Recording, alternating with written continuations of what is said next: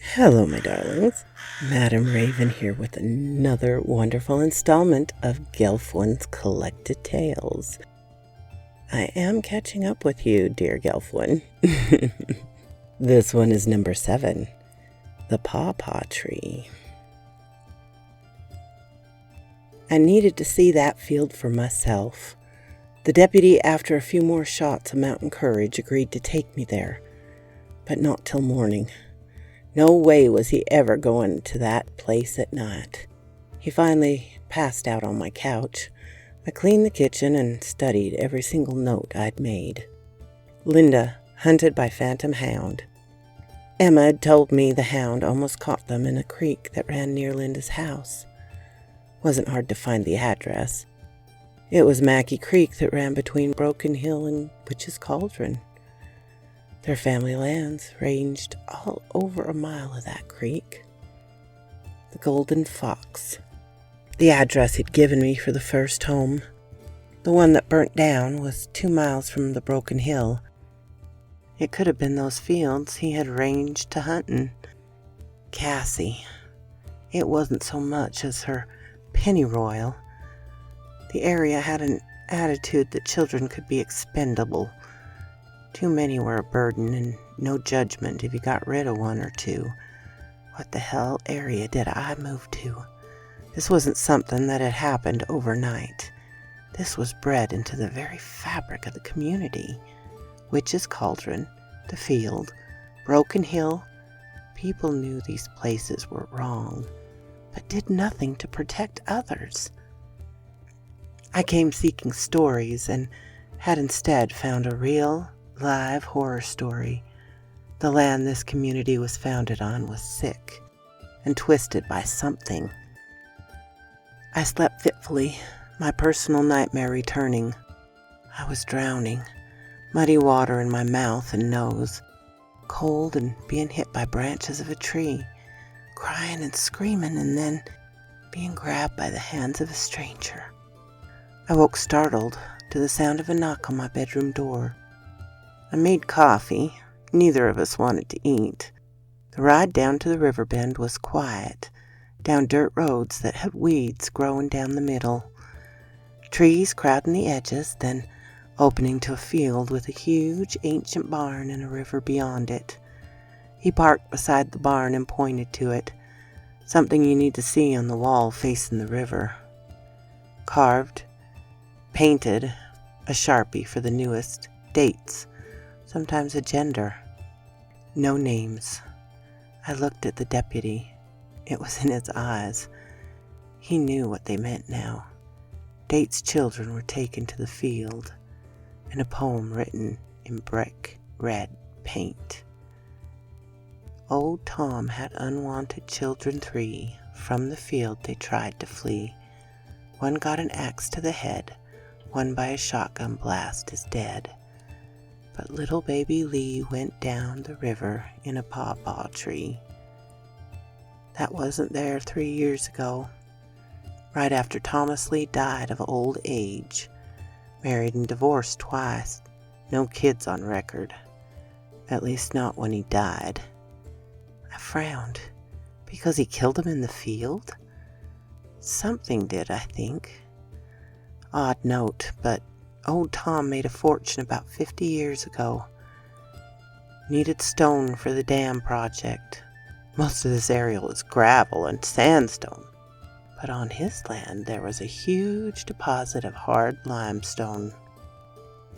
We walked silently to the aluminum flat-bottom boat tied to a tree next to the river. The water was lazy-looking, muddy brown. The current didn't seem too bad as we crossed the narrow channel to the island. Gravel crunched beneath the bottom of the boat, and I helped drag it up to the beach, far enough that the water couldn't grab at it. Neither of us wanted to tie it in case we needed to leave faster than we arrived. Scrub willows and pawpaw trees clung to the riverbank. We walked along the shore for a few minutes, then he pushed into a canebrake. Damn! Never knew just how sharp cane leaves could be. Then the leaves were fresh and green. The air was warm and sweet-scented. I heard him give a deep, shuddering breath. Soybeans, not spring wheat. It was a soybean field, ordinary looking, barely a hand high. Lush green leaves that would have made any farmer nod in contentment. But it was spring here. Wild daffodils bloomed along the field edge. There was a hole in the tree line of the field. The river rolled angrily beyond it. So that was the witch's cauldron. I'd never even seen a picture of it. I moved toward the break to look closer as the spring rain flooded the river.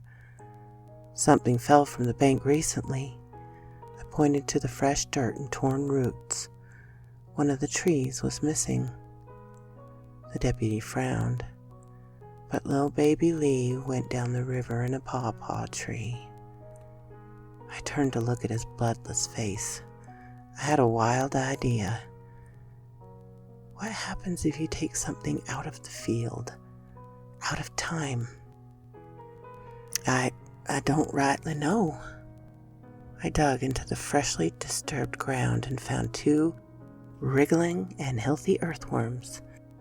Tree, to a baby, a clump of daffodil bulbs caught my attention, and I carefully extracted the bulbs with a nice clump of dirt. One worm I curled into a bright yellow blossom, the other I handed to the deputy, and headed back to the canebrake. Pushing through back to the chill air and scent of decaying leaves, the worm wriggled and tried to hide within its floral prison. I looked to the deputy. He opened his hand, revealing a mummified worm husk. What had been living and squirming a minute ago was now ages dead. The daffodils were still bright and healthy as well. The dirt allows living things to escape. The baby survived, but was pushed to... when? We went back to the boat and crossed. The worm was reacting to the chill by becoming sluggish. The flowers didn't seem to notice it yet. I pulled the boat up and tied it off. The sound of a mule chuffing made us both whirl about. Granny Tansy sat atop the ancient beast. "Wondered when you'd go looking. 27 years ago I was drawn to the elbow where a baby was screaming in the river, trapped in the branches of a pawpaw tree. Rode 3 days south and left the baby in a church." She focused intense eyes on me. "Welcome home, baby Lee. It's been waiting for you." I remembered my sister holding me too tightly. The thunder and cool night air. The sound of boat oars hitting the water. "Daddy, why are we out here at night?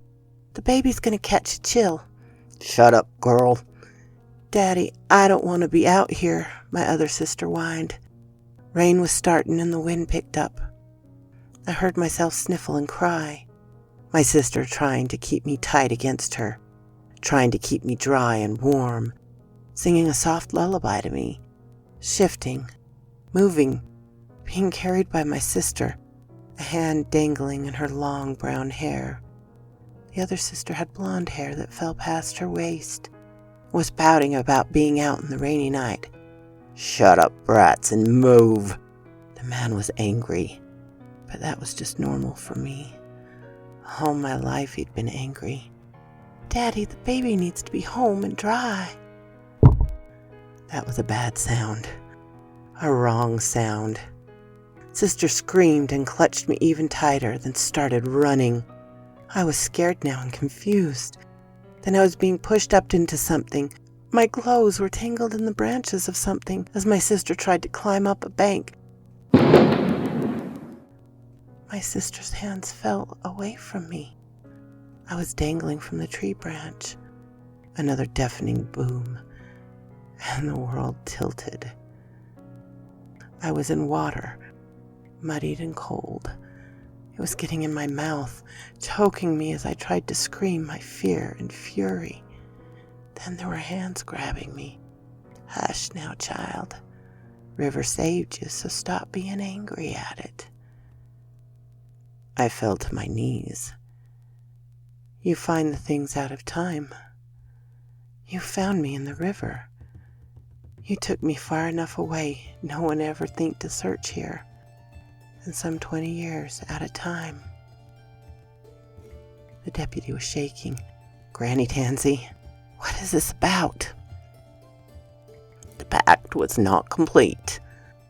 The thing wants what it was promised, but you got too old. It's angry now. And you two be the best chance to break the cycle completely.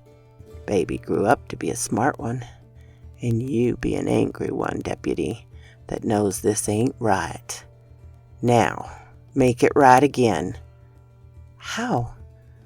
Find the golden fox. He be the one showed me where you were. So quoth this raven. If you like my little tales, my darlings, please like, subscribe, follow me on Twitter, and if you leave a comment, I will be sure to comment back. Bye-bye, my darlings.